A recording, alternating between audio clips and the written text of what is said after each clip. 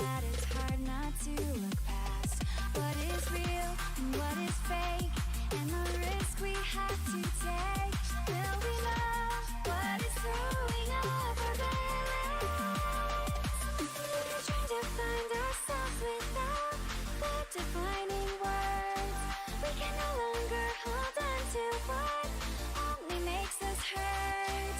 We cannot sink into the dark. The vertigo is getting sharp. There's something greater than ourselves that we must reach for.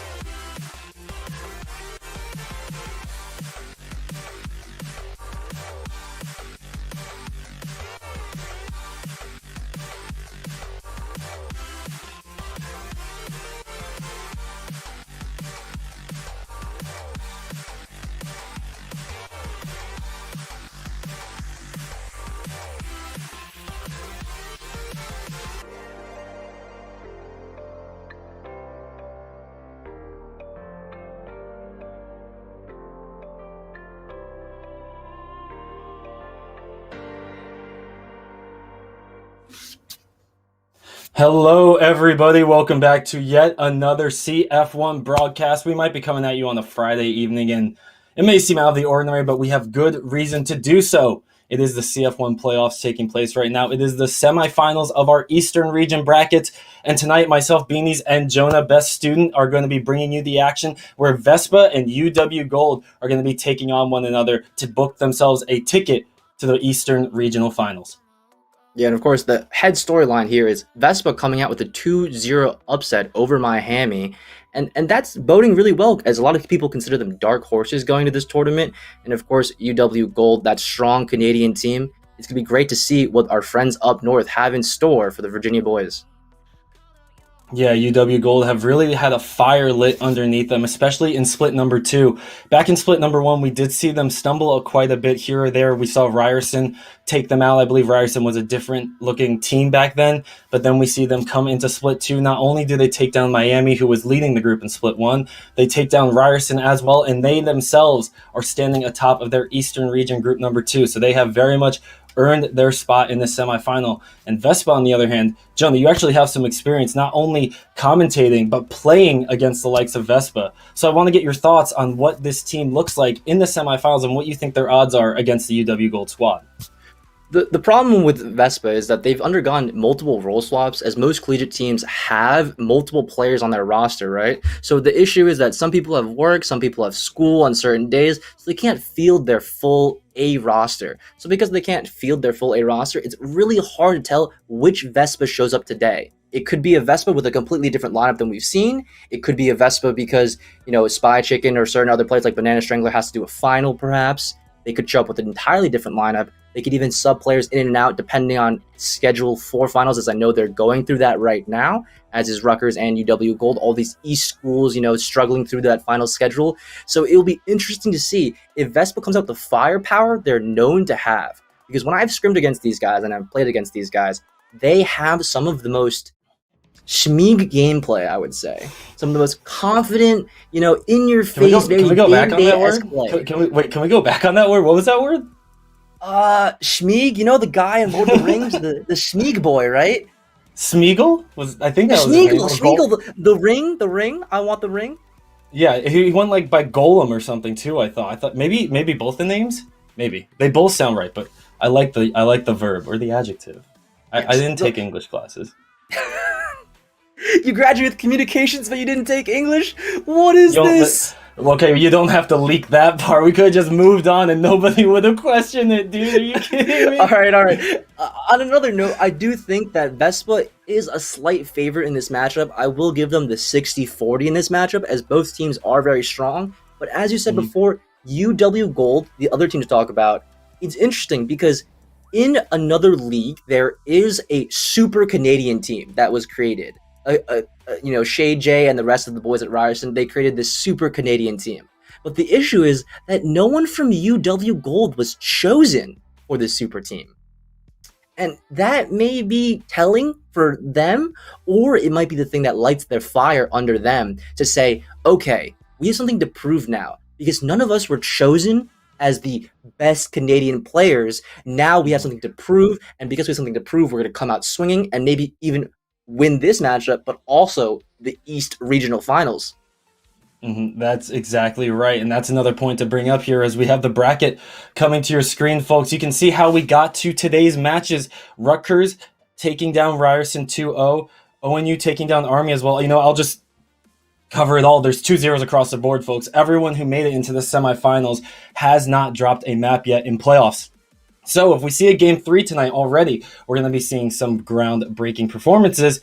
But what I'm really interested to see is not only the Rutgers ONU, which unfortunately is going to be off stream, but with this UW Gold and VESPA matchup, is I want to see how much they would have improved with the likes of Banana Strangler being a constant in their lineup. I know off stream we were talking about how Banana Strangler, unfortunately for part of the season, was stuck with a Monday night conflict, and now they've had a chance to really get more adjusted and acclimate with the team on a consistent schedule, and I think that's going to pay off wonders for them. But folks, we should talk about what the playoffs format is looking like and what the rules are really when it comes to this. So playoffs are going to be 3 single elimination regional playoffs The 2 top teams from each region are going to advance to our Grand North American tournament between the top 2 teams from each region. So if you book your ticket to the finals, you're already halfway there, folks. And we have ourselves a 6-team grand finals that's going to be happening next week. And as you can see, that prize pool starts out with a nice $10,000, and it's divvied up amongst first through fourth as shown, with $5,500 going to our first place squad, our second place squad taking home $2,500, third place with that $1,500, and fourth place walking out with $500. So even if you get yourself into that top 6, you still got to win yourself a game and secure a top 4 to get some money, folks. But before we can even think about that money, Jonah, we got to get through tonight's matchup. And as we're waiting for everyone to get situated in lobby, waiting for ourselves to get into agent select, we've had a chance to talk back and forth about these teams. We had a chance to highlight your experience with them. And you think that VESPA are going to have a chance to do a good showing, but I want to get your official prediction before we get into the game. Who do you think is going to win, and what's the final score going to be? I think this matchup is the closest we've seen so far in the East region, so it's going to be a 2-1. As for who's going to win, Okay. I want to give it to VESPA, because they're from the East. I'm in Jersey, they're in Virginia. But, my heart tells me VESPA, but my head kind of says UW Gold. Mm-hmm. I have to go with my head on this one, though, and UW Gold probably comes out the 2-1 here, and I would say that's because of the maps as well. VESPA banning Split, UW Gold banning Icebox. The 2 structured maps from the Valorant game pool are now removed. And because they're removed, we now have this more Huggy-esque style. And I think UW Gold has the better overall rounded roster. And when things become a little chaotic and break down in fights and rounds, it mostly comes down to every single person trading one another, right? And if it comes down to every single player being efficient at their job of trading the other player, then I think UW Gold has the better overall roster. Well, folks, you heard it. It's going to be a 2-1. We're in it for the long haul here with UW Gold possibly coming out on top as we just wait a few more moments for ourselves to get into this agent select. I want to thank everybody for checking out another CF1 broadcast. We got ourselves action all weekend long. Tomorrow and Sunday, we will be bringing you more CF1 action throughout the entire weekend as we get ourselves through our CF1 playoffs, because even though this is the Eastern region, we still have to deal with the Central and the West this weekend before we get to that big old North American competition, folks. And it's all been a semester-long journey. The work's been put in, and it's finally time to put up or shut up. Now, remember, folks, single elimination. So if you lose this series, you are gone from CF1 competition. So you got to put your best foot forward, and both these teams going to be looking at their first lock-ins, with UW Gold being pretty quick with their initial selections, going with a Cypher, an Omen, and a Sova here. Pretty standard for the likes of Bind, as the Rays coming through as well for UW Gold. So overall, nothing too surprising, nothing too shocking here as we wait for the final lock-in, but VESPA taking their time and hovering over that Astra. Yeah, Kenny, I want to point out that UW Gold has been fielding this exact roster of Rodzi, Damo, Toph, Vex, and Light on these exact agents for quite a while now, whereas VESPA has swapped players in and out due to availability, so perhaps there might be a little bit of lag in adapting to each other. And also, I want to point out the key difference in this game is the Breach, Astra, and Killjoy for the Cypher, Omen, and Jet. This change stylistically will mean that J-Dawn and Banana Strangler on Vespa's side will play more around utility setups with pulls, concusses, and shock darts, whereas the other team on UW Gold side will play more around their double duelist setup, allowing their Jet and Raze to get into the action and really capitalizing off of the space that they create. Well, there's going to need to be quite a bit of space created, especially with the likes of Arrays being available in the agent pool. Have yourself quite a few opportunities in these tight spaces, these tight corridors, and you're going to have to make sure you're quick and decisive with your executes on the sites, especially with Dinos coming in on the Rays here. Vex also following suit with UW Gold. One of the few mirrors these two teams have as the pistol buys are coming through. A Frenzy showing up. Haven't seen that too often, but shout out to Spy Chicken, living in the glory days of 2 months ago. Long live the Frenzy. The Frenzy is such a potent weapon on pistol. It's weird that no one's bought him the armor, but still he can be a deadly person with this weapon. As you see the Roomba's exchange inside Hookah, and looks like it's going to be a B hit for Vespa here. Oh, Soup! Oh, that's unfortunate for Vespa. They're getting caught with their pants down. It's going to be 2 members taking out, and that's going to be a 3-on-5. UW Gold going to be getting out with their Jet, the only one taking a few shots, but still standing. Now that leaves Vespa a little bit concerned and confused how they go about this next step. Fortunately, they do have the bomb in their hands. It's over in Hookah. Keep your eyes. Dinos tries to either get out alive or hold that for the inevitable execute. Yeah, and we're on vines here, so they could take the teleporter out, but you see Damo there still on the A-bomb site as Strangler misses a little bit too much to the smoke, and Toph capitalizes on that kill with a nice cloudburst there before getting taken down rather quickly by Dinos. And now with the 2 versus 4, it's not going to be an easy task with only Classics in tow. And Spy Chicken's HP is not where it should be, to say the least. Vex going to be taken down 1. With Dinos being the lone member standing, they're just going to try their best to get on the site, but can't even get very far. Gets dropped by Light. UW Gold pick up the first round. Yeah, the pistol round went into the favor of UW Gold, and that was mostly due to the long take from Vespa. They had a little miscoordination between Soup and Banana Strangler there. The dart came too early, didn't clear the right side because it got broken. And then Soup didn't assume that anyone was on the right, the left side rather. And Toph, you saw that positioning in the first blood of the game. He gets 2 and gets out. That is crucial for the defensive pistol round. And now they can start building up their economy and working towards getting that op into the hands of Toph very early on. There's the recon dart that we saw last round. And looks like Vespa's doing the salty run back here. Getting right into B long before being tapped by Toph again. Oh, Banana Strangler going to be picking one up. Going to be dropping that ghost as Vespa looking to hit the site with aggressiveness. They have the numbers. They have the HP bars. Unfortunately, Caster Curse is going to take down 1, 2, 3. And oh no, Vespa's falling one after another. And this is where the bonus round bites them in the butt. As UW Gold, they have the guns, they have the equipment, and they have the 2-0 lead. Yeah, it's so crucial for them to live with all 4 players alive. Toph going down both rounds doesn't amount to much, as he can elect to pick up the operator this round on that Jet. You see here, he's the only one with deaths, but that is crucial for UW Gold. Having your duelist go in first, taking that contact, then having the rest of your team pile up right there. You saw the 5-man take there from Vespa, and it was a great take, but they didn't have that smoke there in Hookah. That's what allowed Rodzi and his team to take the action there. And here comes the peak with the operator. He doesn't get the tag, unfortunately, but lives with only 45 HP, so he'll have to play much more conservatively. And perhaps that means that Vespa will look towards this B site, as they know they tagged up that Jet operator, and he is a weak point for the defense. A little hesitation, a little patience here. You can see Omen from UW Gold going to be taking the long way home. No Tortoise or Hair going to be trying to race him on that one. But you can see Vespa, they love this B site. No such luck to be found with it just yet, but third time's the charm, right, folks? And UW Gold hoping to make that come to fruition here. Ooh, that's going to be one spot out by the Silva drone. But Toph is going to be taking down 1. Banana Strangler returns fire, gets their teammate's life back in response. And now you can see Vespa hitting the site. 4 members going to be taken down 2, leaving just 2 on the defense here for UW Gold. And you can see the bonus round is going to be just take as many kills as you can in UW Gold's perspective. So they're not going to be too beat up about being down 2-4, but maybe, just maybe, Rodzi can put this Spectre to work.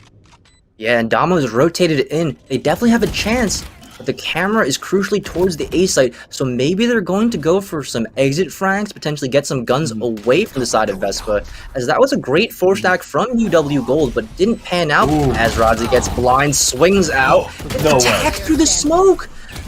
Oh, but it's not enough for his team.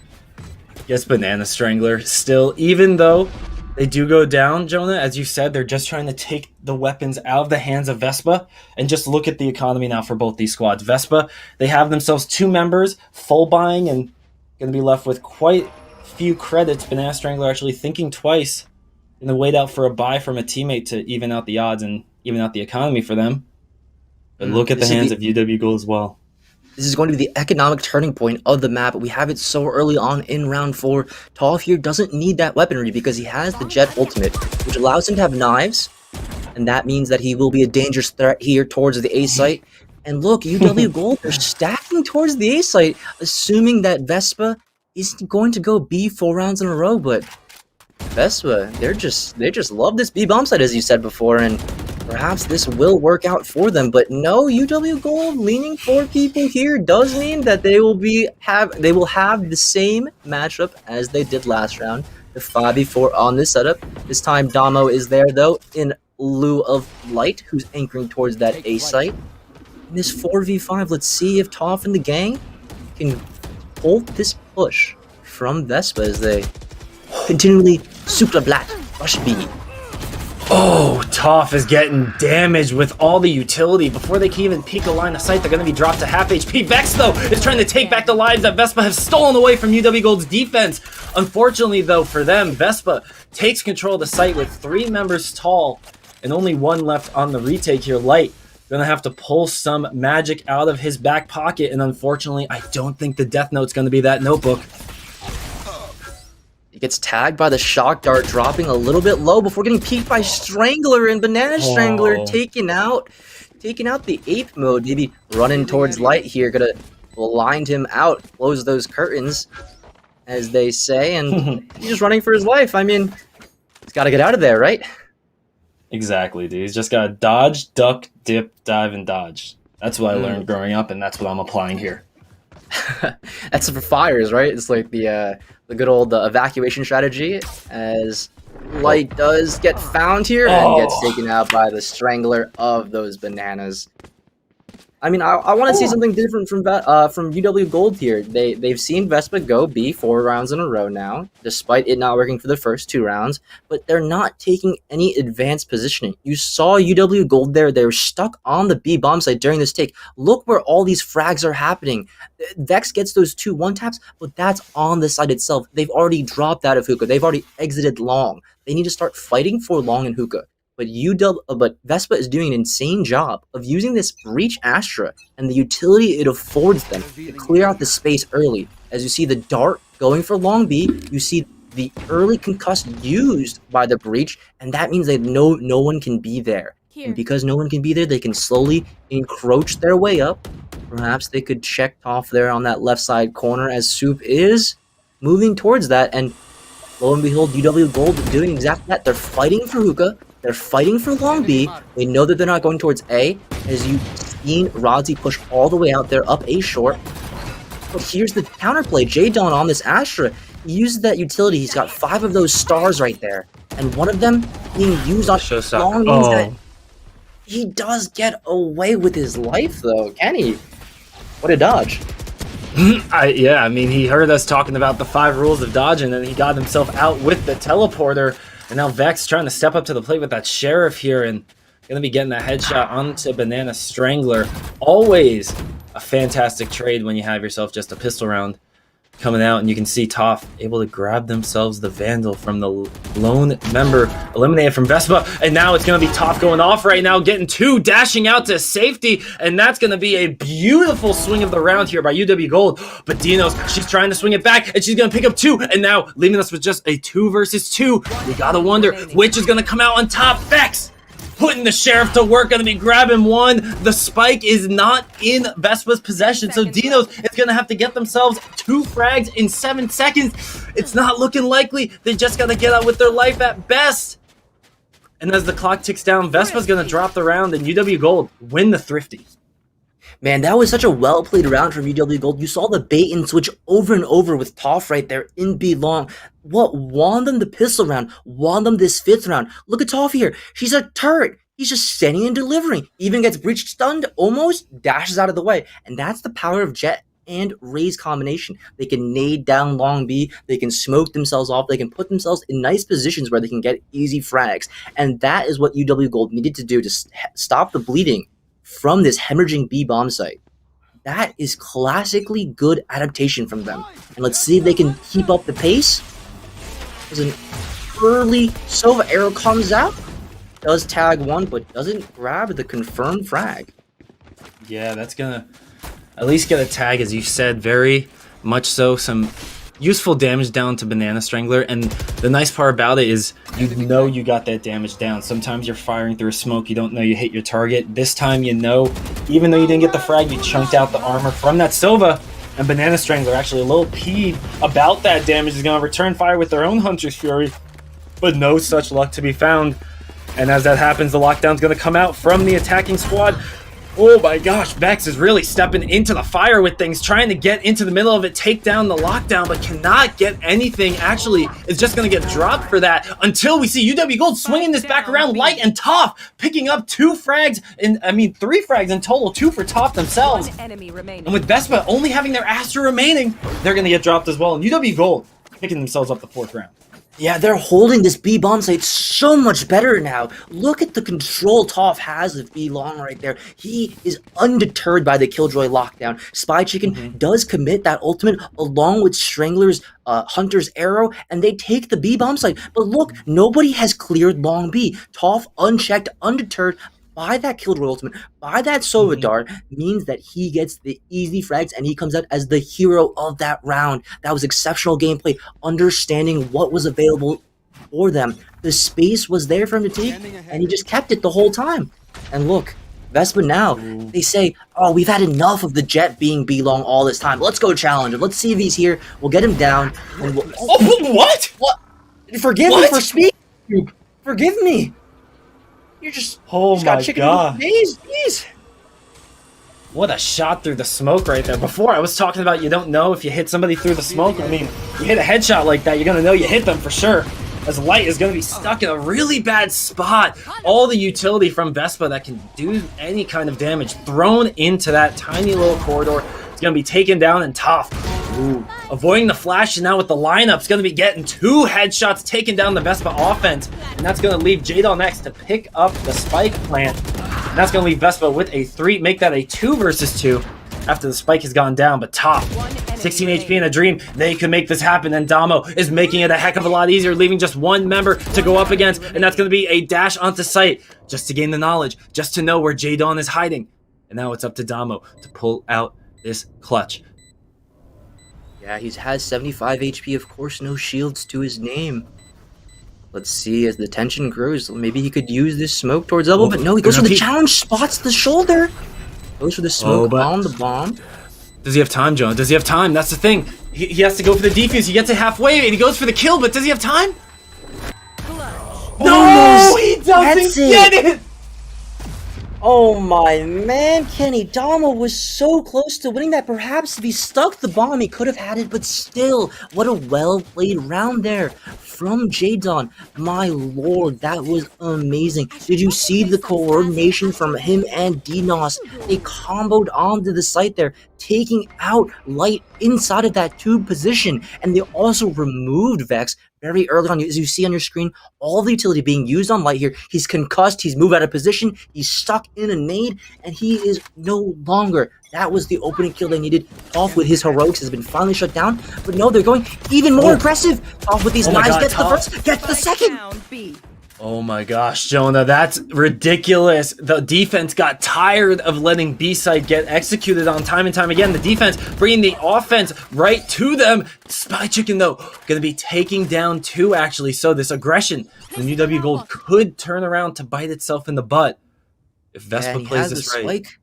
As the spike does Toph right here, he knows that the players have to be towards this B short position. They could also be on that B site, and that's why Damo is starting to edge over to B through CT. He could look for the engage here early on, but it doesn't seem that either player is going for it. Everyone's remaining quite disciplined in their own right, and Toph has the timing here. Let's see if he grabs it, and he does end up nabbing that, looking for the other player, and sprays him through his own cloud burst. My god, Toph, does this guy have no chill, man?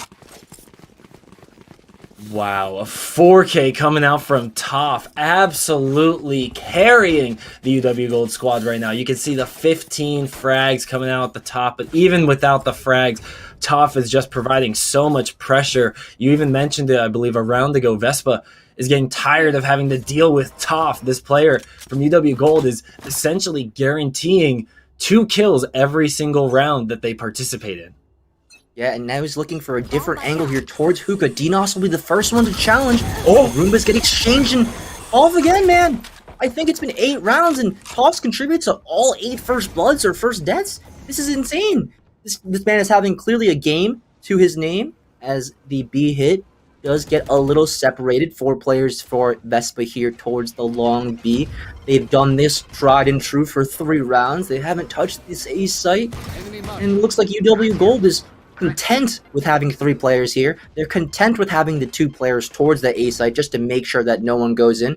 And with only sheriffs to their name, they don't have the weaponry advantage. They go for the long challenge, and Toph and Vex, I mean, we keep singing their praises, and look how aggressive these players get. They know they're on eco. They know they only have the sheriffs. They're probably going to challenge this. Oh. And Superman, another stinger towards the Toph's head. Oh, that's just gonna be Soup trying to play hero with a sheriff. Unfortunately, this side of town isn't where you belong, my friend, because paint canisters are blowing up in your face, hurting you a bit. 16 HP left. Soup, you gotta try to make a hero play or just pull out a frag if you can. Anything will do, but you know, whatever happens, happens at this point. Silver Dart. And that's going to be just walking right into Damo, excuse me. Damn old son. Damo is so disciplined. You see him and Rodzi here. I mean, they're not really lighting up the scoreboard, but look at what they're contributing to UW Gold as you see Soup here bail out into the waiting arms of Damo. This is the discipline that they're providing for their team. This is why UW Gold is able to go so aggressive towards B, is because they have Rodzi and Damo here. Of course, they're only contributing 7 frags. Combined between the 2, but they are doing what is necessary for their team to win. This A-bomb site, if someone were to come here and to challenge them, they would obviously have more frags. As we see a pause come in, Kenny, let's take stock of this game. What do we see here? We see a lot of ultimates here from VESPA. Perhaps they called the pause, as you see their players are the ones AFK. Spy Chicken. And yes, and Spy Chicken is the one who has DC'd, and they're going for this tack pause right now, talking things through. And this round, it is going to be a gun round for VESPA, Kenny. They've got the ultimates to work with. I really want to see them try this A site, don't you? I mean, I'm having flashbacks to what Immortals on Icebox when they went for the tried and true 12 offensive pushes to the same site. I think it was A site on Icebox, if I'm not mistaken. I always mix up the Icebox 2 sites. But, I mean, if we're going to be seeing B hit every single time, it seems like a risky bet. I don't want to say that they're going to keep doing it. I mean, at this point, Joe, do you think we're just getting into like levels upon levels of psychology where Vespa's like, they're going to think like, oh, we're not going to hit this again. There's no way that we'll hit B site for the 10th time. You know what? Yeah. We're going to do it. It's the mind games that really comes down to it. And in game theory, we call this recursion. The team thinks that they're going to do that. We're going to do this, so we do that instead. So it's you're trying to play one level of recursion above your enemy. You're trying to play one level of thought higher. But if you play too many thoughts higher, then maybe you could trick yourself into a bad setup.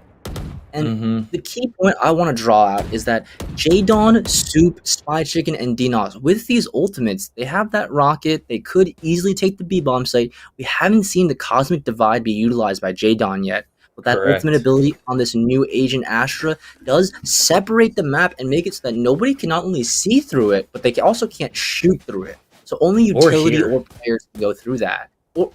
Or even hear through it. So it is an ultimate that could make the B-bomb site very takeable. Perhaps you could cut off the B-bomb site in half, smoke off elbow and get into the B-bomb site that way. They could get a 5v5 post plant if they clear things out with the drone and the flashes. But it doesn't seem like Toph and Vex want to give that to them, though.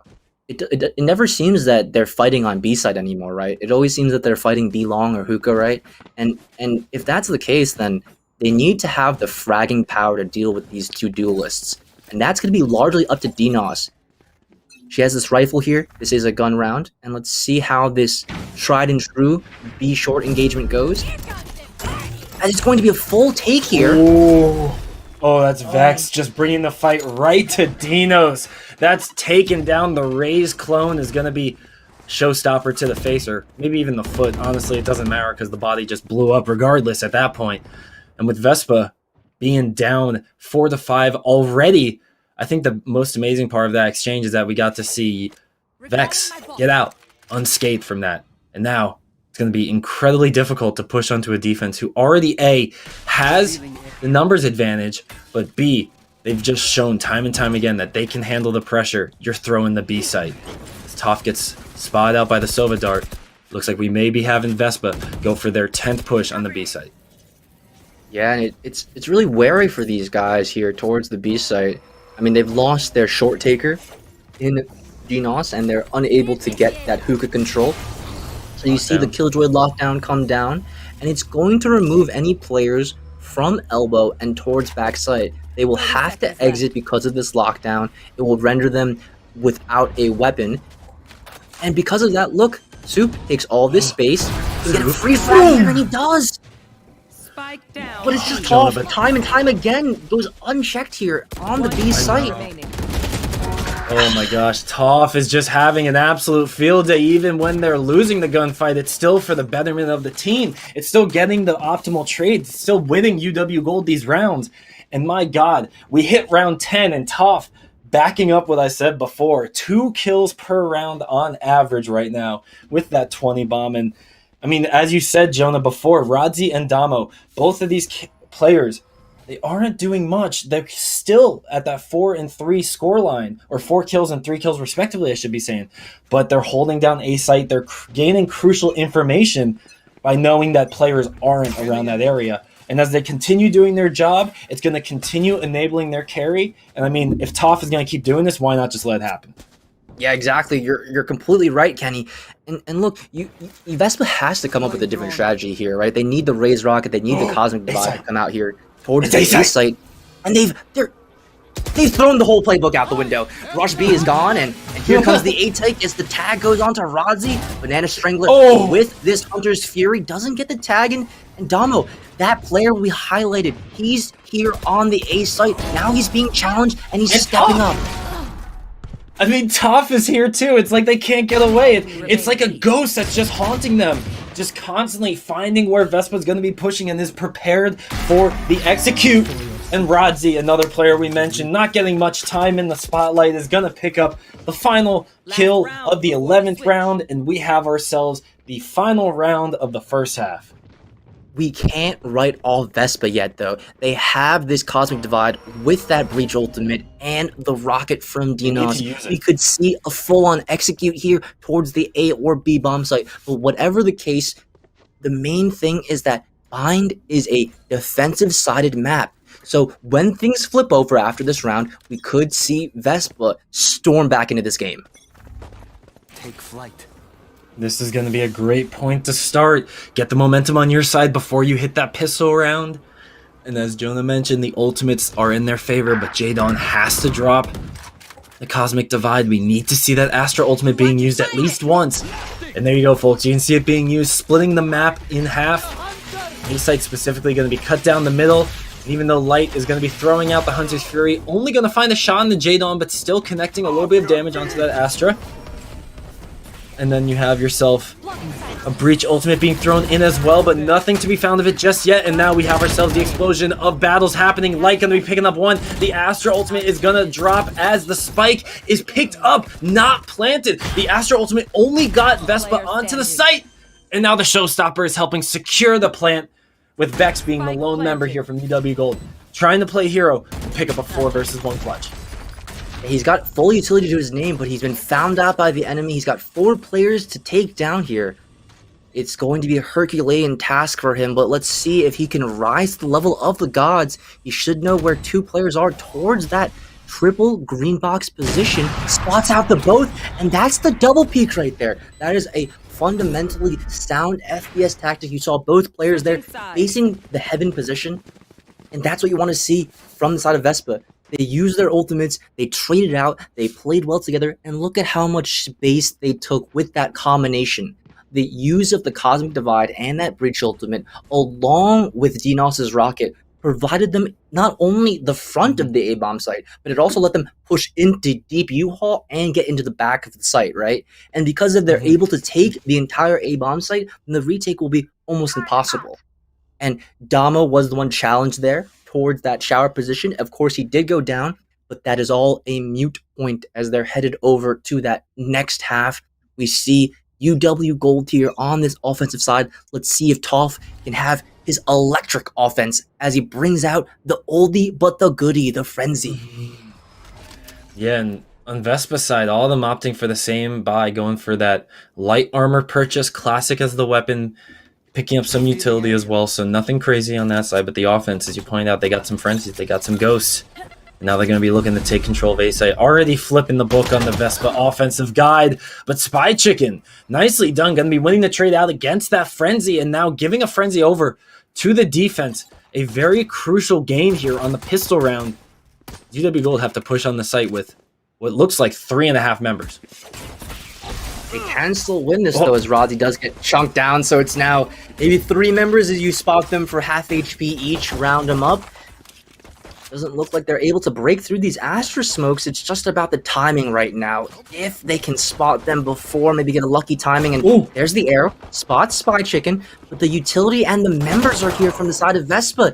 Dinos and the gang are in position. They've gotten them surrounded as you see 4 players on this site. It's just up to Vex. 30 seconds left. Vex, the lone member standing, going to try and play hero right now. But, the breach is going to be throwing out concussive blasts. And that's going to be all that she wrote. As Banana Strangler is going to pick up the final kill for Vespa, and that's going to be a pistol round victory for Vespa, who now got themselves back-to-back rounds for the first time, as you see, folks. First time since 3rd and 4th round. So, if Vespa wants to keep this momentum going, let's see them keep breaking records in this game. Let's see you hit that 3-round streak, team. Let's go. Bonus round in tow. I'm really liking their setup on defense. They've got the Breach who can lock down Long B with those 3 flashes. It's uncontestable. Yep. They've got the Astra which can respond to the short A showers every push because she has 5 stars. And they have this Killjoy. With that turret, she basically has another player to play off of, right? And this utility-focused defense, this tactical-focused defense can really do a lot of damage to UW Gold. As you see here, they've actually 4-spotted this round. They're going for it. They'll rush B as Vex gets taken down early. You saw the utility right there being used, and Rodzy and Toph have gotten deep into the site. They're responding against utility with brute force. Banana Strangler almost getting out of dodge, but unfortunately for them, Toph was looking, and Toph gets what Toph wants. Spike goes down as Vespa have 2 members left standing here on the defense to take down 3. Dino's going to be standing in hookah. Got that Spectre to try and make a play, but you can see on your mini-map, folks, it's going to be a nice split down the middle of B site of where these teams are. You can see Cypher going to be carrying around the elbow, but Spy Chicken going to be getting 1. Damo is taking down Dinos. It's going to be 2 members with half HP taking on the near full HP Spy Chicken, who's going to get the defuse halfway. Going to be sticking it because pros don't fake it, but no. Spy Chicken reading them like a children's book. Going to be going for the stick. Gets it. Cannot finish the frag, but the clutch is what matters, and Vespa get themselves their 2nd round of the half, their 3rd round in a row. Oh my god, Spy Chicken being the stealthy poultry that this team needed. Man, oh man, he stuck it to half, did exactly what he needed to, got off in time to take down Rodzy, knows the other player is long, spotted from his teammate, diffuses it in spite of the fact he hears an Omen approaching towards him. That round was crucial for the side of Vespa. They desperately needed that. As you saw, UW Gold force buy into that round. They've got a little bit of a broken buy here with every player getting bits and pieces of full weaponry. They've got some Spectres, some Sheriffs here and there. It's going to be another contentious round as both teams actually have a light weaponry. You see Spectres mostly across the board and a great drone tag there from the Sova of Vespa. And Sub capitalizing off of that means that his team does get the early advantage. And that's exactly what you want to see from Vespa. This utility-focused defense getting frags through utility. And that's how you play it. And let's see, though, if Vespa, these double duelists, they spot a few. It looks like they're trying to go, and they do, in fact, go. And there is Toph again. And there's Vex exploding out. Toph responding with not 1, but 2. And Damo and the gang pushing in. Looks like it's going to be a retake here from Vespa, the same 2 players we had from last round. Let's see if Spy Chicken, this man on the Sentinel Killjoy, can pull off another miracle as Dinos with that nade does get Toph out of position. 1 enemy remaining. Squeeze him through the tube. And that's just Light trying to show up, playing a little stealthy. Gets one, but now the remaining member, Spy Chicken's on the spike, and they're going to be sticking it, Jonah. They're going to be sticking it. They're not afraid of this confrontation. They're not going to be holding back. Light, what are you doing? Swing it, peek it, do something. Spy Chicken running it back just like last round. Sticks the spike, gets the round W, even though their life goes. Man, I really think this is because Spies counter Light, alright? It's because the Spy Chicken's in the CIA, and Light is just too much in the Light, you know? Spy Chicken is just doing the dirty work here. He's got nerves of steel. Look at this. He does. Oh my gosh. No faith. He doesn't believe. I love the fact that they turned around and looked towards Tube as if like if they weren't. It's like the whole idea as a kid, like if I can't see the monsters, they can't see me. So they just, you know, Spy Chicken just looked towards the wall, and there was nobody who could stop them, and it worked. So, you know, I guess we were all right as kids. Monsters can't hurt you if you can't see them. Exactly. If you can't see them, they can't see you. But Jonah, you can't see the Hunter's Fury till it's smacking you in the face, and I think it still hurts. Just ask Rodzi. Half of that HP going to be taken down from the Cypher. Losing that armor is a very crucial minus from this UW Gold offense, as Rodzi can easily be headshot by the Phantom as well here. A very crucial point to make is we're going to have UW Gold pushing onto the site in just a moment. They've got a great setup here from VESPA, though. They're all on the site here, getting ready to fight back, and Spy Chicken does trade out his teammate. It boils down to a 4v4 before Toph. That patented aggression, just peeking deep sea, and maybe that bites him. Oh no. That's unfortunate. The crosshair placement just bites him in the butt. Was going for the gun pickup at the worst possible time. But Dino's pulling out the showstopper at maybe the best time. Going to be zoning him off. Getting Vex. Takes down one. Leaving us with a 2 versus 2. Vespa trying to pick up some ARs and take down UW Gold. And with Soup getting one, it's going to be left with Vespa trying to make some magic happen. But unfortunately, Spy Chicken's already down. Dinos, you are not going to be doing what the Killjoy does best.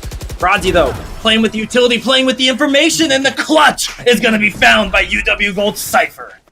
Oh man, it looks like both of these Sentinel players, Rodzi and Spy Chicken, are just clutching things out for their team respectively. Oh. You saw Spy Chicken, the clutch master, get taken out early in this round, and because he was taken out, it's all Rodzi's game as he brings out the cool, calm, collected clutch. You saw the excellent use of that camera right there, spotting out Soup. He gets tagged, he knows exactly where it is, and now you're seeing here some fight back from UW Gold. They're bringing it back. They've got a somewhat healthy economy, and Toph here with those jet knives, she can bring out a lot of firepower in this round, as it looks like it's going to be a bomb site take, and they've only got 2 players here. That means that it's light for the defense here. As you see Damo here, he uses that from the shadows, gets into the heaven position, and it's just going to be a sandwich onto these members of Vespa, and the Vespa sandwich gets taken out. The 3 players rotating in. There's not much they could do, because Damo from the shadows knows where they are, but J-Don, that's a Phantom classic. Too. Jonah, that's a Phantom now in the hands of the thrifty team. They can possibly make a swing of this, as Vespa don't have very many guns available to them. J-Don, as I say that, is going to get dropped, so Spy Chicken, the lone member standing, not going for the Phantom. The Sheriff is all they need. Never mind, scratch that. Phantom still looks pretty good on the ground there. Don't want to pass up that opportunity. Toph, though, going up to the high ground. Yeah, you gotta remember, Toph, you're an earthbender. Don't be going too high off the ground there. You're gonna be losing touch with reality. A Spy Chicken will be forsaken to lose yet another round at the hands of Rodzi, showing off that new skin. Yeah, he's got the skins that win the games here. And exactly. Pay to win, baby. Yeah, this game is all pay to win, really. If you want to be good at Valorant like these guys, you gotta buy the skin bundles, man. You gotta spend the money on the skin bundles because they're just superior weaponry, you know? Yes. All right, well, these guys have got the skins and they've got the skills to pay the bills, and it looks like Toph here topping out that scoreboard means that he's afforded himself another rifle. I really like UW Gold's offense. They've really varied things up, kept Vespa guessing. It's not allowed them to adapt to a clear setup. They don't have a good read because they're consistently mixing it up. Look at B-side here. Yeah, I was about to point out, we can see a very passive hold here on this B site, almost guaranteeing they're going to be looking for that retake instead of even defending their ground here. And it's almost a gimme to the B site for the rest of this offense, as UW Gold are making their way up through long and hookah. Arrow's going to be thrown out, not going to find anybody. That's just what Vespa is looking for. Oh, Banana Strangler, we got that on stream. I'm sorry, dude. I'm sorry. The shock dart still, the second one does go out. It doesn't find too much of a chunk, but he's still got this recon here. He double bounces that, getting the early information. But there's Toph again, taking down the Strangler in CT. He's in that hookah position, but this is what they want to play for. This Killjoy lockdown towards the B-bomb site means that they can retake, and the Hunter's Fury from Sova whiffs, meaning that the lockdown will come down. Does contain one player, and there's the Cosmic Divide. Toph still alive and cracking. Maybe they'll stick this as Fried Chicken is on the spike before being double shocked off of it. It's all up to J-Don here. Gets Vex out of the air. Oh man, you saw the lines connecting there from Vespa. They had the Killjoy ultimate, the lockdown. They had the Cosmic Divide from Astra. They had the retake tools that they needed. But Banana Strangler gets taken down by the early aggression of Toph. They need to answer this Jet right here. He seems to be the pivotal agent that is swinging UW Gold over Vespa right now. He's getting these opening frags, these opening kills that are allowing them to really get the utility characters, mainly the Sova, the Killjoy, down early enough so that they aren't alive for the retake itself. And when you have a utility comp and you lose your utility characters, you can't really do too much. Exactly like that. Killjoy with all that utility goes down to Toph, and that's the aggression. Oh man, that's gonna be tough for Vespa, losing your not only Spy Chicken on Killjoy, but just Spy Chicken in general has been crucial for the success on this defense. As Banana Strangler gonna be taking down one, trades their life in response. UW Gold looking to take the site with as minimal losses as possible here. They have 4 left standing. They have 2 ultimates, but really gonna want to be saving those if possible for that 12th round. Vex! Nice shot there on the Dinos, taking down the clone. Toph also picking one up, and Soup. Ooh! Nice little shot there. Nice little bowl of chicken noodle soup. Maybe get a soda on the side. Oh! Cannot land the shot. Radzi, though, gonna be taking them down, and UW Gold have themselves game 1 point. Yeah, I mean, Kenny, they've been so crisp and clean, has Soup's shares, but what's even crispier is Toph's AK, Vandal rather, headshots. He's pretty much all over the scoreboard right now. We can't talk enough about it because, man, oh man, this guy is performing. It is definitely his day, and let's see if this momentum can win them this map, as we do have that game point. It looks like they're splitting up a little bit. UW Gold going for this default. They've got 2 members or 1 member at every focal point that there needs to be. They're looking for early information, trying to figure out what Vespa's defense is, and they'll most likely get that information and then hit the bomb site with the least amount of players. And right now that is towards the A site. They've sniffed it out correctly. They've seen the utility from Vespa's Reach and Sova towards the B, and now they've guessed that, and they're going to be grouping up towards this A site. Let's see if Spy Chicken and Dinos have what it takes. Oh. And Dinos certainly has what it takes as she serves up a blistering kill towards Toph. And, we don't have to talk about how Toph was trying to shoot out the Astra Orb. Or maybe I just did, so sorry, Toph. But nonetheless, they will get eliminated there. And now Spy Chicken and Banana Strangler are going to be coming out of the teleporter alongside Soup. But all of a sudden, what looked like a dominant round here for Vespa is now back in the grasp of UW Gold. You can see where the bodies have fallen, folks. The defense behind enemy lines quite a bit, dying near that teleporter, dying in showers. But Light gonna get sniffed out by J-Dawn in a precarious spot. Leaving Vex, the lone member. So aware. He was the flanker right there, and he was aware he was getting flanked as the flanker. Excellent game sense right there. Anime. Yes, straight up out of the anime as Banana Strangler spots out Vex. Vespa knows where he is. He goes for the satchel movement, gets pinged by the arrow, playing the spike, but we know that triple green box is spammable. And man, oh man, you saw the A defense there. UW Gold played it right. From a strategic standpoint, they had everything. They needed a 5 versus 2 on that A bomb site. But Dinos and Spy Chicken responded with the goods. And Jonah, you can see that Vespa, I guess fortunately are in the position now where it doesn't matter if they can't buy next round. You know, the whole mentality, make sure you can buy next round, isn't going to matter too much. So Vespa spreading the love with their economy, going to be buying out as much as they can, folks. Got to make sure they pull off a comeback here. And wow, look at the aggression going up B long to find nothing. Unfortunately, just going to see some Cypher traps off in the distance possibly, because the rest of UW Gold and the offense are going to be looking towards A site. Toph pulling out the Blade Storm, going to be looking for a kill. Just nice use of the smoke, going to be taking down one, but unfortunately, Toph actually one-ways themselves. Eventually going to be trading out two for the price of one. Vespa on the defense looking real promising as Light throws out that Hunter's Fury. The spike gets picked up with a 3 versus 4 on the horizon. Yeah, that's some great satchel movement there from Dinos to escape the Hunter's Fury. She's still alive here, has that 70 HP, but it's a Vandal in her hands, meaning she can one-tap anyone away. The round does break down into the favor of the defense.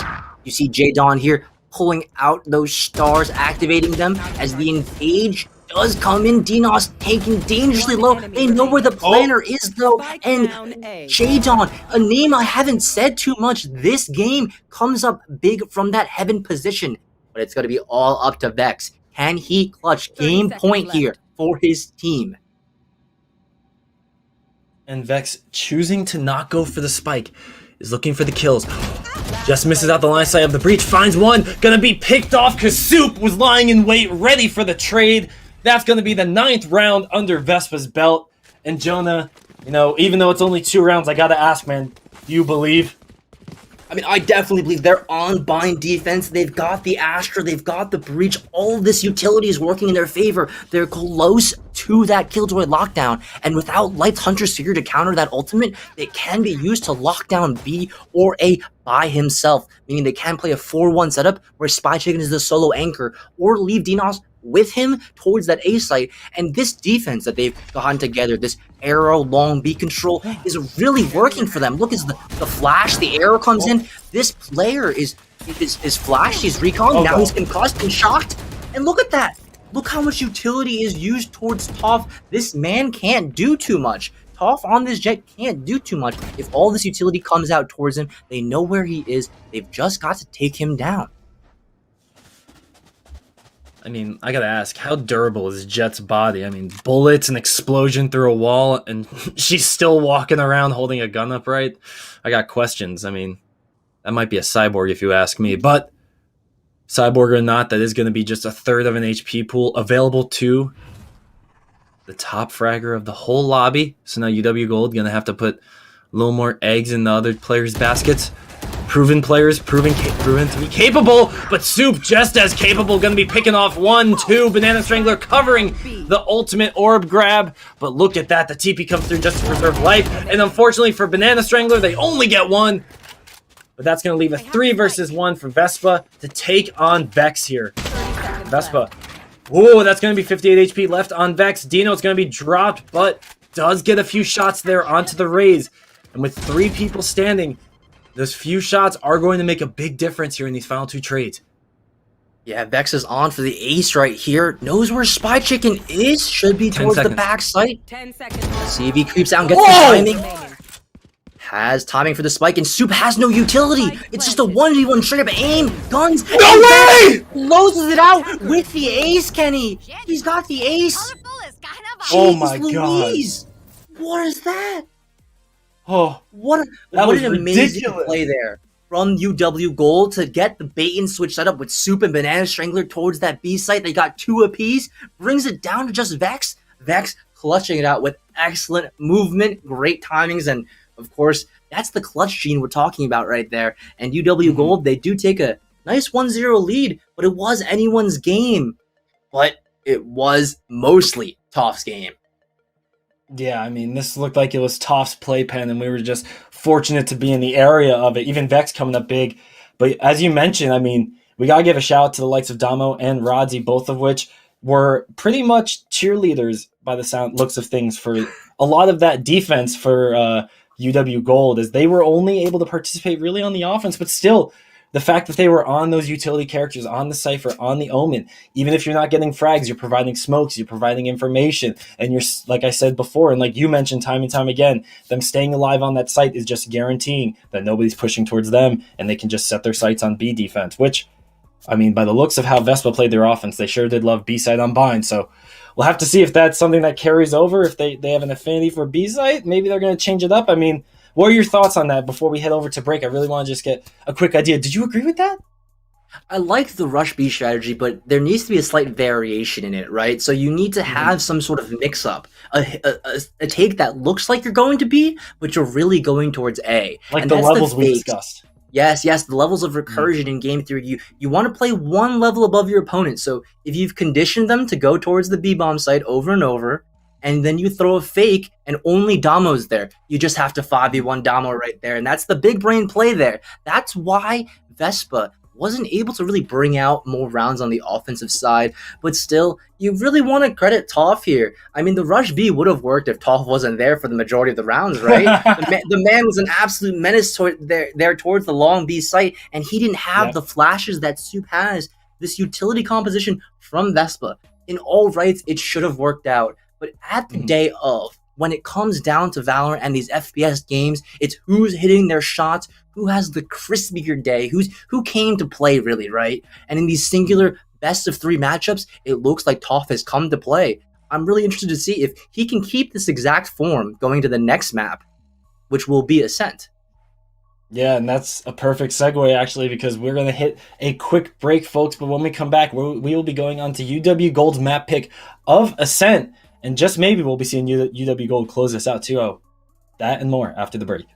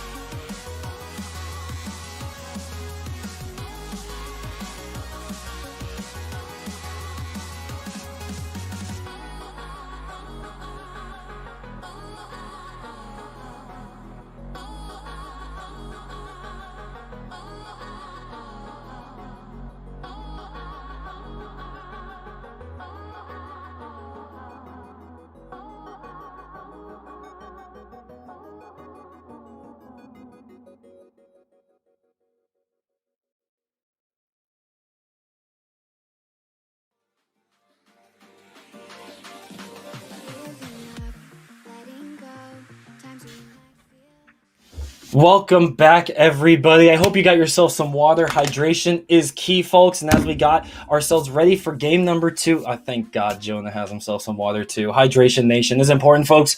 But game number 2 is going to be underway very shortly. And as we said before break, we're going to be heading ourselves over to Ascent.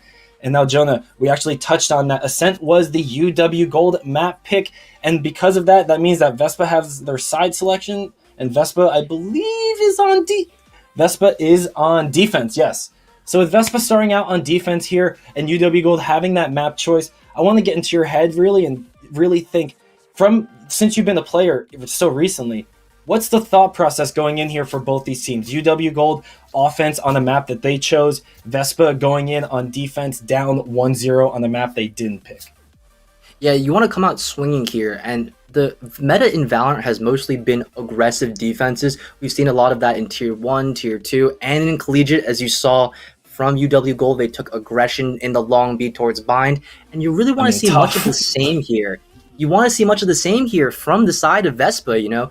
The reason you want to get aggressive on defense, and the reason they should get aggressive on defense, is because if you can eliminate by deduction where the enemy is, it makes it easy to set up for where they will end up going. So if you take away A short on, on Ascent, if you take away A main or B main, or even Catwalk, if you take away that space with smokes, arrow, a flash maybe, or just a player walking out like Toph and, cleaning everybody up, if you can do that, if you can take away the space from them, like towards, mid, then they have to be A main or B main. And that's really the strategy behind why all these teams in Valorant are taking such aggressive stances on defense. And that's what I want to see from VESPA. That's what they should be doing, and they have the players capable of doing that. So it's really just going to be up to them whether or not they can respond to that aggression from Toph and UW Gold. They have the pieces, they have the players. They haven't made any swaps going in, and we know that they do have a very large roster, so it looks like they're sticking to their guns. This may be their best roster, and this map, they need to win it in order to claim their spot in those East finals. They've got every tool they need in the book. They've got that, like really strong duo of Banana Strangler and Soob. They've got solid support players, the Clutch Minister and Spy Chicken. They've got a very aggressive player in DNOS and J-Dawn. And they're doing something very peculiar. They're switching up their roles. Perhaps they're giving it a different look. DNOS moving from that Raze to the Omen, and J-Dawn moving from that Astra to the Jet now. Perhaps this is a strategy they have in store for this particular map, and I do think that it will net them a very large advantage. I do, yes. Just to add to your point, having casted VESPA before, they do like to run J-Dawn on this Ascent map. We actually had a chance to talk to him after one of VESPA's previous matches there, where J-Dawn was a crucial part of the Ascent victories. So they really do enjoy playing around this Jet and by Suit, the operator on Ascent, folks. And just to give you a brief update, while we do have this semifinal going on in the other half of the Eastern Regional bracket, Rutgers is currently up 7-1 on their game of Icebox against Ohio Northern University. We'll give you updates as those come into us for the other semifinal, but as we bring ourselves back over to the semifinal on your screens, folks, UW Gold looking to keep steamrolling here. Now, Jonah, I do believe UW Gold has gone this entire second split and now playoffs without dropping a single map, and they're looking to keep that streak going here. Yeah, this is Ascent, their playground here. And my prediction was originally a 2-1 for UW Gold, and I still stand by that. I think VESPA can bring this back. They've got the tools they need, but it's really going to come down to shutting down the aggressive gameplay of UW Gold. They know they're going to be coming, with those multiple members. They like to take space as early as possible, get in your face just like this. And Toph, man, he's got to get shut down at a certain point. They were in that Killjoy alarm bot, and here comes Banana Strangler with that Sheriff buy. Doesn't get those kills that he needs, and the defense from VESPA falls a little flat to start as Toph here in this nice lurking position. That's one. The dash was so clean, Jonah, but now playing around Pizza, no luck to be found. Soup, though, is going to get dropped by Toph. And I was going to make the point that losing the Omen early on in the round makes it so hard to retake without those smokes, but VESPA with the big brain, you don't have to retake if you die before the spike goes down, so not even a concern for them there. But UW Gold picking up a pistol round yet again. I believe they picked up the first pistol round of Bind as well. So hopefully they can keep that momentum going for them into this bonus round as you see the buys coming through, folks. And 2 frenzies to be found. You know, I love me some Frenzy. I have the Sky Frenzy. I believe it's the Sky Frenzy. A great looking skin. I love that skin. Yeah, the Nature's Wrath skin on that Sky character. This round, I really think that VESPA here, since they don't have many weapons to their name, they've got classics, some frenzies, maybe a sheriff or 2 on their squad. They can't really do for much. So what you need to be doing here as a player is really mental resetting, talking things through about what we're going to do in the gun round, how we can cheese out this round, maybe play some angles where you can get a free kill or 2. But I'm not expecting too much from VESPA in this round, as they're playing through this smoke here with Spy Chicken, trying to get that lucky sheriff shot. But it's going to be a beat executed as here comes Toph with that Nature's Wrath Frenzy. Ooh. X off your screen here, grabbing a kill because he's flanking towards a mid. Spy Chicken! What a 180. Spy Chicken popping out of the smoke, pulling out a frag with the sheriff, and that's going to be a Spectre, I believe, picked up by Jadon from VESPA. So now the Spectre in the hands of that full HP Jet, but Toph, oh no, Toph wins the trade against her! That's going to be a Toph taking down Jadon, and that's going to be UW Gold keeping the momentum flowing for them. 2-0 here at the start of Ascent. Yeah, and this is going to be the crucial round because VESPA has that buy now with that superior weaponry. So they're able to get that shutdown because Toph here has elected to drop his gun, go for those knives, saving the economy for his team. And this means that this round is very, very winnable for the side of VESPA. They've got the weaponry. It's just going to be about their setup. We talked about the aggression that they have to show on defense to eliminate the options for UW Gold. You saw UW Gold take full advantage of the lack of aggression here. But it's going to be Jadon stepping up here, trying to get first contact versus Toph. And let's see if he grabs it, but he grabs it towards Vex. The challenge is early, and that's a brilliant flash-for-flash exchange towards the A site, as Soup does a great job of covering his duelist to get out there, grabs the sheriff here. An A site take is imminent. But VESPA here, they've gotten to fall back and get those, better positioning. They're setting up for that retake. They've got the numbers advantage and the HP advantage. So it's going to be up to Toph. He's got to prove something here. His team is down, so he's got to play like a hero. And he does just that. He goes for the early aggressive peek, gets Jadon sitting ducks right there, and here comes the retake. One enemy remaining. Oh, Soup with that nice little flick, but now Toph going to be the only one standing, and even though that was a highlight play before, Spy Chicken's going to be the one to pick up the final frag, and VESPA gets themselves on the board with a defuse in the 3rd round. Yeah, we mentioned how they need to play more aggressive on the side of VESPA, but it looks like VESPA's style has changed slightly throughout these series. They're starting to play more retake, more structured, around the fact that they have this breach added to their lineup now. They have that Killjoy utility for the retake, and they're using it to perfection. You saw Soup there running through Catwalk with a teammate, doing excellent trades with that double headshot, and even before that, on A main, he's the one that allowed Jadon to get that free frag onto Vex. Because Jadon's over there at an off angle, Soup can easily flash him out or flash himself in and get multi-kills with that breach. That's the strength of this character, and that's why breach is so often picked in the pro meta. Yeah, and I think the crucial part of what you just said there, Jonah, is the pro meta, because if you play Comp Q, you might be playing with a breach who flashes their own team and just throws out cooldowns like they're refundable or something like that. I mean, remember, you get 3 flashes around it, okay? You get 3 flashes around. All right, yeah. You can tell. I've run into some breaches like that, but as Jonah said, pro play, when you have that coordination, breach is an incredible asset, especially alongside the likes of a Jet, of a Raze, who don't have a flash available in their kits to themselves. Now UW Gold looking to take control of Tree here, and inevitably that A site, if they get through. Dino's though gonna try and play spray and pray, but unfortunately nobody is signed up for that. Game Club, my friend Toph, gonna be taking down Dino's. 4-on-4 left here with the offense. Looking to plant on the A site, and I love Radzy's lineup right here. Ready for any of the late rotations here as the spike is gonna go down. But it looks like Spy Chicken may have an inkling of something. Oh, the shots don't land. The shots don't hit any. I believe just a body shot hit through the wall on VESPA's Killjoy. And that's going to be massive for Vespa on this retake here until Toph is doing things that Toph loves to do, and that's pick up frags and secure rounds. And unfortunately, there's only one more frag left for Toph to find as Soup is lying in wait, trying to play here, but they cannot get any frags.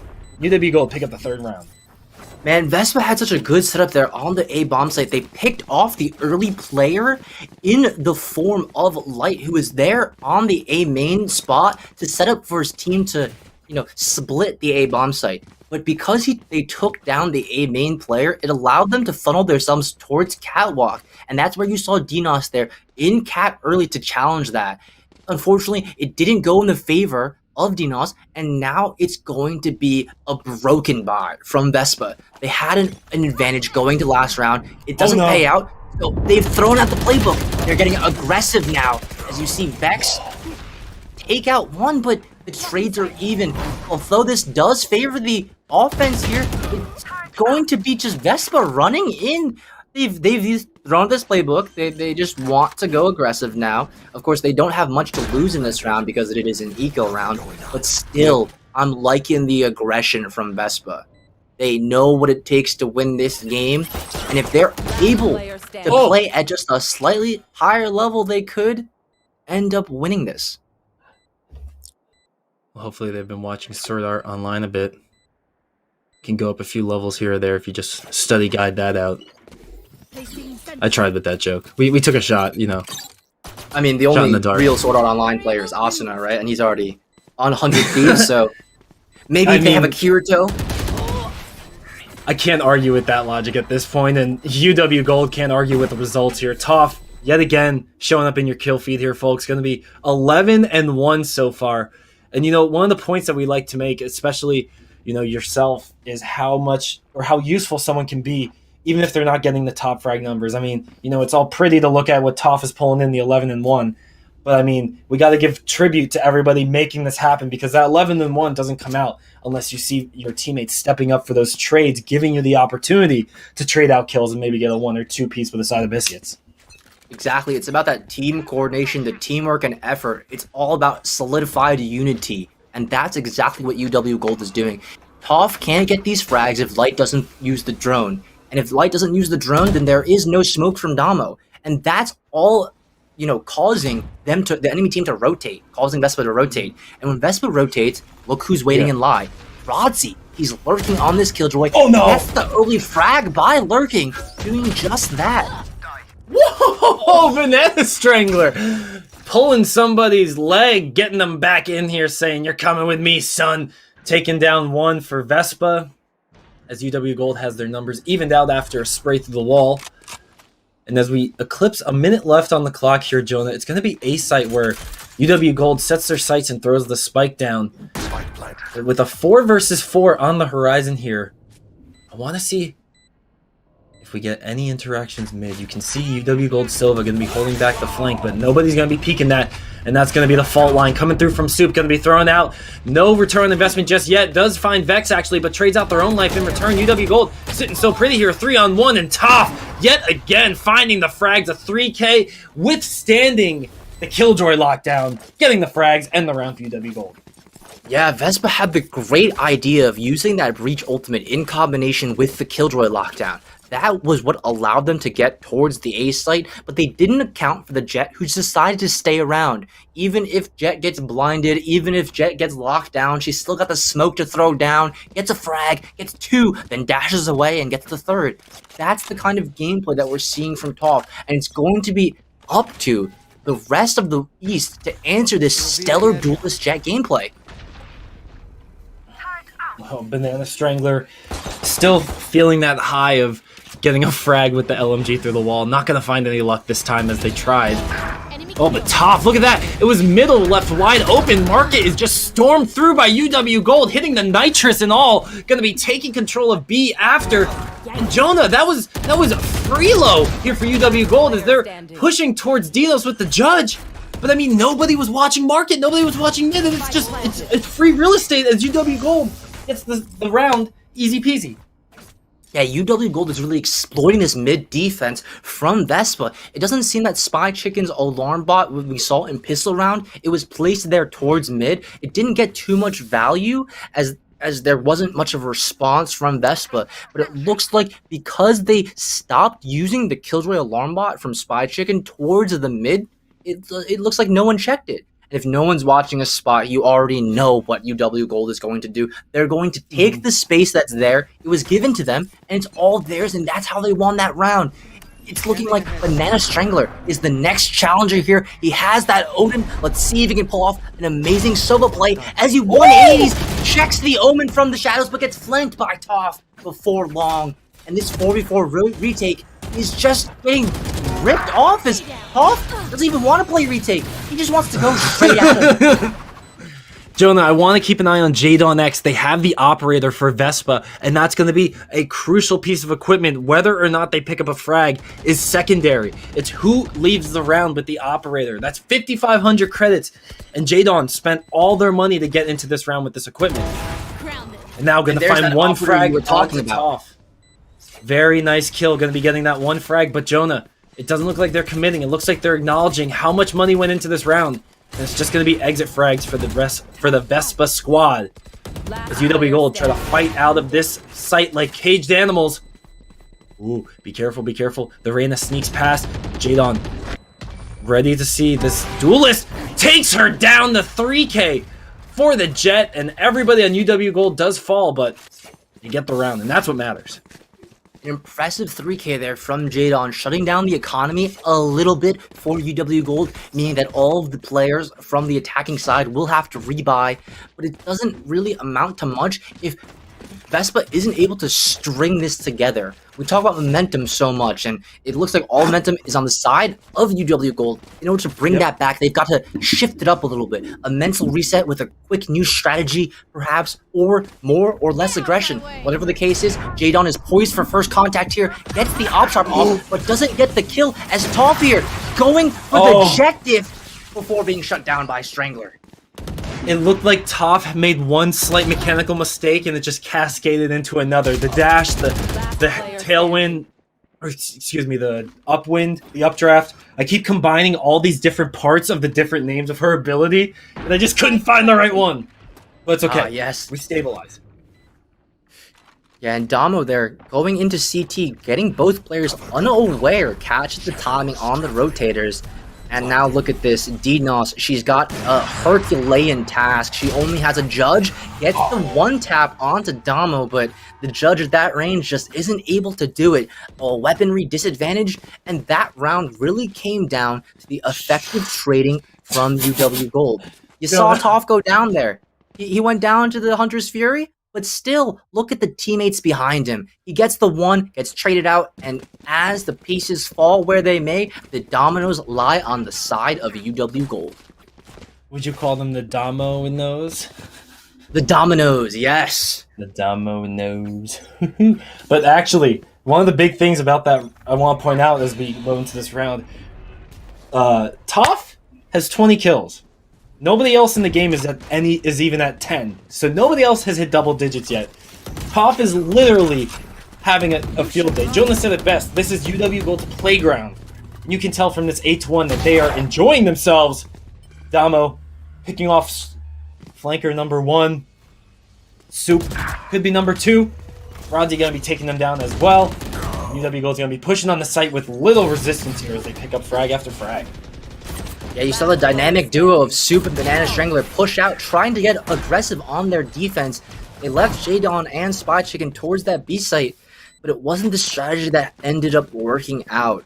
It was the patient gameplay of UW Gold. You're seeing them mix up pacing here so often. And one thing to note is, if for those of you who are doing some quick math, we've got UW Gold Toph, as Kenny said, with those 22 frags. But look at the side of Vespa. They're sitting... What do they have? 20 kills. Toph is out fragging the entirety of Vespa right now, as this is his world, and we're just living in it.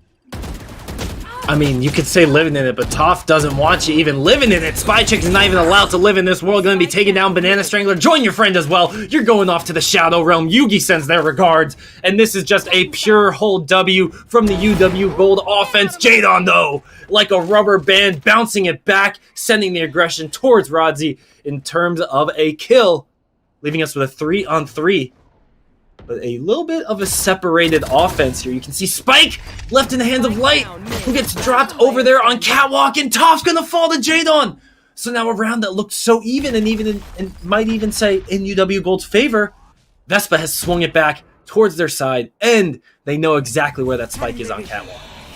Yeah, it's looking winnable for them, but Vex can't count this man out. He's on that Reyna, so we know he's good for those multi-kills. After getting one, he could dismiss or heal back up. So it's going to be up to Vespa. They've doubled up here. You see the double up? Jadon and Soup. Even if Soup goes down there to Vex, Jadon's there to clean it up, and he doesn't even need it as Soup chimes in with that final frag, giving them a second round on this defensive side. And that's going to be key because Soup getting that frag means he has the Breach ultimate. They can use that to get aggressive against UW Gold. They can use it to take the momentum back from UW Gold, and perhaps that's what they're going to have to do, because if they don't get the momentum here and now on this second half and start bringing it back like we saw on Bind, then they're going to be in some hot water. Now, I know no matter how you look at it, it's not looking good for Vespa right now, but a 3-9 versus a 2-10 just feels so different going into that second half. And that's going to be crucial for Vespa's mental game to keep themselves in this crucial second game of the series. Remember, UW Gold is just 4 rounds away from booking their ticket to the Eastern Regional Finals and booking themselves a spot in the CF1 National Tournament.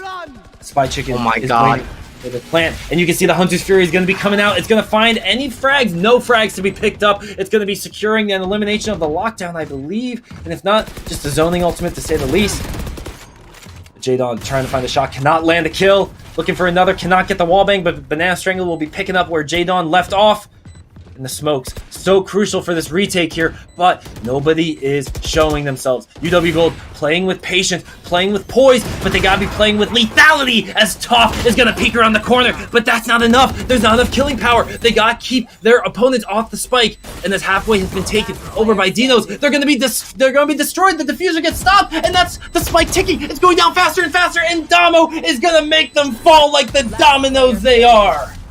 I mean, that was such a great spike plant from UW Gold. You saw Light there. He had shock dart lineups for that spot. It was just wide enough so that if you peeked out of A main, you could see the spike. And that is why they won that post plant. That's such a great job done by UW Gold. They've done their homework. They came to play on Ascent.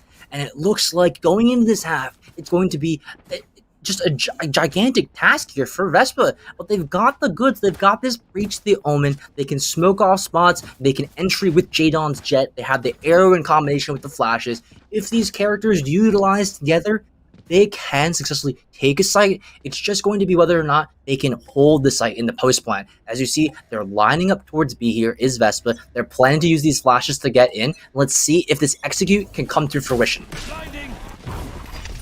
And there you go. You have the utility being thrown out, by the Breach. The flash just to secure some entry onto the first half of B site, but now you gotta get yourself onto the bomb site itself. Oh, Toph, look at the precision, and better yet, look at the patience. Oh no, the dash, it was accidental, but it worked to perfection, getting Toph to a safe spot, and UW Gold gets themselves their 11th round of the game. Man, this momentum is all in the favor of Toph right there. He gets 1, then 2, escapes with his life into the smoke, his own cloudburst, and look at this. He just drops down and just gets away scot-free. And because of that, he's afforded a full Vandal this round. He's got 28 to his name. Let's see if he goes for some patented mid-aggression that he's been known for. He's going to, of course, walk down mid here. Perhaps his Omen Indama will smoke top mid or smoke tiles. He'll be able to get out and get early information by pushing aggressively. He goes for the double spot and then starts walking out. Now, no, decides against it because his team is calling him towards the B site. They've cleared the numbers, and here he is again, ready to laser people down into that little cubby position. That's one, it's 2, that's the 3rd. Looking for the 4th now. Updraft above him, drops into him, showing his feet, and that allows Rodzi just take out Soup just like that. Oh, Jonah, that was beautiful. And as you said, just dropping into the cloud, or excuse me, the smoke, just to show the feet, just so you knew Toph was in the area. And that's all it took to guarantee the line of sight change, the frag, and the 12th round. And folks, UW Gold has 12 rounds under their belt. They are just 1 round away from clinching their spot in the Eastern Regional Finals. And all they gotta do is get through a broken it's bye well here by deserved here. VESPA. It's well deserved here from VESPA. They've gotten 30. From UW Gold rather. Toph has 31 frags, and the entirety of VESPA has 30 only. He knows the player is here. This is the headshot, but still, Strangler coming back with a little bit of life for his team before he gets traded out. And Jadon with this very peculiar crosshair. Perhaps he's having a little for fun gameplay with that crosshair, but still, it looks like it will be winnable here for UW Gold unless VESPA pulls something out of the hat. They've got a few tricks to work with here. Of course, Jadon has this Vandal and Spy Chicken. The clutch Minister that we saw on Bind is still alive. So here comes the execute. They've got the Omen lurking in mid and the 2 inside of B main, but Domo's lurking around, flanking fast. So it's going to have to be a very quick take, and it's not quick enough. Oh my Spy God. Chicken gets taken out. Last player standing. Jadon showing up big like their crosshairs, but unfortunately they cannot pick up the frags. VESPA will fall, UW Gold will triumph, and we have ourselves our first participant in our Eastern Regional Finals, the University of Waterloo. I mean, well deserved. You saw the end of that game before the 15th round was even played out. Had Toph there on 31 frags, and he had the entirety of VESPA on 30 frags. This man came to play, and of course, once we get the interview with whoever does show up from the side of UW Gold, I'm excited to see this. This man has 151 econ rating, 7 first bloods across this map and last map, means that he came out with 14 first bloods for his team. That's enough to win a map by himself if he's popping off.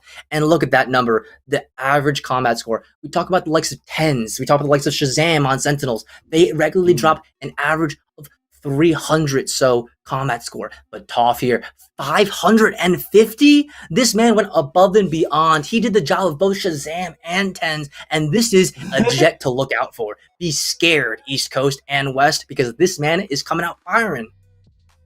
10 Zam, I mean, right there you see Toph is just pulling out the beautiful combinations. And I mean, yeah, I highlighted at the start of this that I wanted to see some plays coming out from Jadon on the jet, but it should have been Toph's jet we came in talking about. And after this match, there's no doubt in my mind that Toph's jet will continue to be talked about and Toph as a whole. But folks, as that is going to be the end of the second map here with the series going over to Lakes University of Waterloo, we are going to take a very short break. But when we get back, as Jonah said, we will have a chance to talk with one of our victors from the University of Waterloo and get their thoughts on how the semifinal went.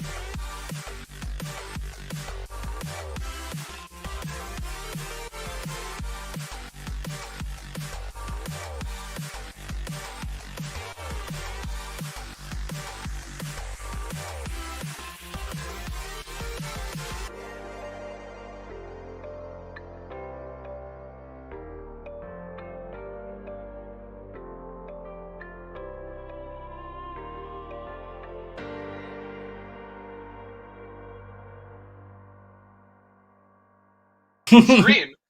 Is that any better now? Hello, everybody. Welcome back to Stream.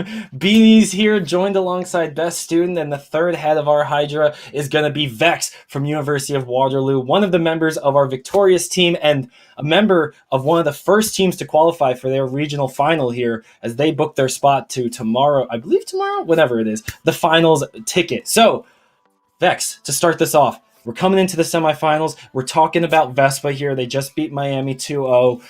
What's your team thoughts coming in? What kind of prep work did you do? Was it focused around VESPA or more we play our game, we win? Or did you just throw some extra Wheaties in Toff cereal bowl this morning? Well, I mean, I'm gonna be completely honest. We didn't really prep that much. For a specific team, it was more just general team play again. We were just trying to focus on our different defaults because yesterday's game, we actually didn't have a complete roster. We were missing Demo and Light. So we couldn't really, bring anything over from that game. Yeah. But once we secured the W there, we just, all got in the call and, yo, we're just going to play our game tomorrow. We're going to win this, secure our spot in the Nationals. That's great to hear. And it sounds like your team has a lot of team chemistry. Last time we had Rodzi on here for the interview, and he highlighted that every team member on Waterloo has what it takes for themselves to individually pull their own weight. And I want to know from you, how does it feel to play as a duelist alongside another duelist who's simply just topping the charts? I mean, 550 ACS, you were there for the trades, you made the space with him, but I think he was taking a little of your kills, taking a little of your spark maybe a little bit there. How did that feel for you really going into the matchup? Yeah, honestly, I'll be real. I got tilted in comms because as a Reyna, I had 9 assists at round 5, right? But, if Tom wants to go off, he can just go off, you know? I don't know what the hell happened to him today, but he was just on something else. He was holding W, not losing any of his aim duels, and I just was there to support him. Yeah, and it's great to see you support him, of course. Another question for you. Your team has booked a ticket for the finals in the East. You're going to be playing the winner of Rutgers versus ONU. Which team would you rather see on that, final bracket ticket against you? I mean, I'm gonna be completely honest. I watched some of the ONU games, right? But I haven't seen much about Rutgers. So in terms of preparation, probably ONU would be best in my eyes. I want to try them out. We've never played them before. I think we played the Scarlet Knights in one of the CF1 tournaments, some other time, December, November. But I want to see what ONU can bring to the table. Excellent to see. So you finals, and it'll be a nice competition. Of course. And is there anyone then from out of the East that you've been watching in CF1 that you want to, point a shout out to? No, not a shout out, but rather, do you have your eyes set on anyone outside of the East region? Yeah, personally, I really want to beat UC Irvine. I'm gonna call them out right now because they took the title from us, the one CF1 tournament where we finished second. We lost to them on Haven. I'm pretty sure it was a 13-11. Super close game, and I really want to get revenge for that. Well, that's all I have. Kenny, how do you feel about this UCI grudge match? I mean, now I want to see it. I mean, you guys have guaranteed your spot in the national competition now by getting top 2 in your region. So all UCI has to do is follow suit, and we very well could see that grudge match come to fruition. But Vex, I want to thank you for giving us your time. Thank you for putting on a heck of a performance. I mean, I guess I should be saying that to Toph as well. You're a great second in command for that game. But before we head off stream and before we let you go, I got one more question. Looking ahead, we mentioned that you want to see ONU just because you had a chance to maybe dissect them a little more than the Scarlet Knights. But I want to get your thoughts going into this finals matchup. Is this going to be another case of you guys just caring about your game and playing your game? Or are you going to try and, make a strategy or try and adjust things to your opponents? To be honest, as a team, we kind of like to take things as it goes, right? So our big goal here is probably going to be to try to dissect them in this game so we can be ready for them if they make it further into the actual full-on championship with all the other divisions, right? So we're just going to try to work our way around it, try to play our game. Obviously, I want to, personally, I want to keep this no map drop streak going, but... I mean, it's impressive. We'll see where it goes. Well, it's been impressive to watch you guys continuously win these maps, and as we sign off Stream Vex, I want to give you an opportunity before we head out. Any shout-outs you want to give, any thank yous, any love you want to share, maybe plug a stream or two, the floor is yours. Yeah, first I want to shout out the friends in chat. all the guys hyping us up. It really keeps us going. It's a lot of fun to like put on performance for the people that support us. Another shout out to the hot man himself, Rodzi, because he's normally the one doing the interviews here, right? So I just want to give him a big shout out. He played the game perfectly today. He was just on it. And obviously, shout out to all my teammates, especially Toph, because I don't know what he took, but that was his show. It was his, and I let him run with it. Well, now you can run along with him across that finish line as you look ahead towards the next matchup in our finals. Again, GG's well played across to you and the entire team from Waterloo, and best of luck in the finals for the Eastern Regional. And with that said, folks, we are going to be taking our goodbyes for the stream tonight. But do not worry, folks. I promise there's a lot more CF1 coming your way this weekend. We have ourselves the Central Region quarterfinals kicking off tomorrow afternoon, 2 p.m. Central, 3 p.m. Eastern time, right here on this Twitch channel. So make sure you get your behinds in your computer chairs, get your water bottles filled, and get ready for more CF1 Valorant action, because we got playoffs all weekend, baby. I've been Beanies, that's been Jonah, and on behalf of everyone behind the screens, Juke, Lawrence, we got Kieran and Scotty, thank you guys for watching this edition of CF1, and we'll see you guys back here tomorrow afternoon. Have a good one.